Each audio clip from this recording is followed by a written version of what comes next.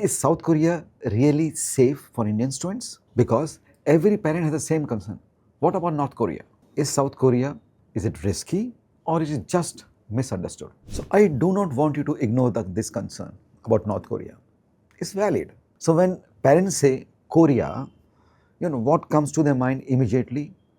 Conflict, tension, war risk. And as a parent, this concern is completely natural because what we are talking today is not just about education. We are talking about your child's safety. Now, today, let's understand the reality. South Korea is one of the most developed countries in the world. It got a very advanced infrastructure, very strong law enforcement, extremely low violent crime rates. City like Seoul, which is the capital city or the largest city, is safe, organized, and highly modern. See, students in Korea travel late at night. The public transport there is reliable, and the daily life is pretty stable in Seoul. Now, I would like to address the real question which parents have in their mind, students in their mind, which is North Korea. Yes, there is no doubt about this. There is a political tension.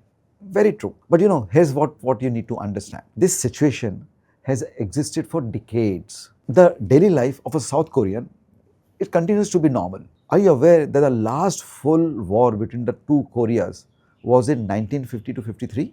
The border, which they call is DMZ, is heavily controlled. No civilian movement are allowed there. And it's a strict military monitoring. Wherever the student areas are there, there's no active war zone. Seoul is actually 50 kilometers away from the border, and it works like any other big global city.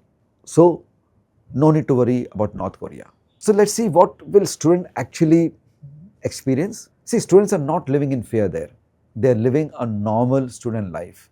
They attend classes, they work part-time, they explore the city. And when you ask the students, the most students say the same thing. This city or Korea feels safer than any other, many of the countries. It's safer. So let's now decipher what do you mean by safety and what actually matters when you talk of safety. First, the university location. Second, accommodation. Third, you need to be aware of the local rules. And the fourth is your basic culture understanding. Now, these all factors mean safety. And these factors matter actually more than the geopolitics things what is happening. Geopolitical things what is happening in your day-to-day life. So these are four things which matter. Now I'm making a very bold statement and I want you to be clear. No country in the world is at zero risk. So what it means? But South Korea is not an unsafe decision. So it's a safe destination to be there.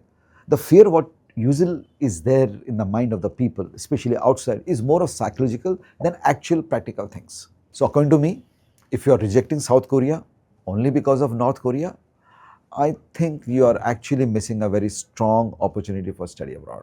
And if safety is your top concern, I actually want you to understand it very properly, not through headlines, but what it actually means.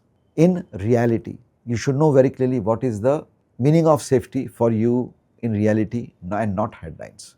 So if you are considering South Africa, I want you to comment your concern and I will try to answer that very honestly. See you on the other side.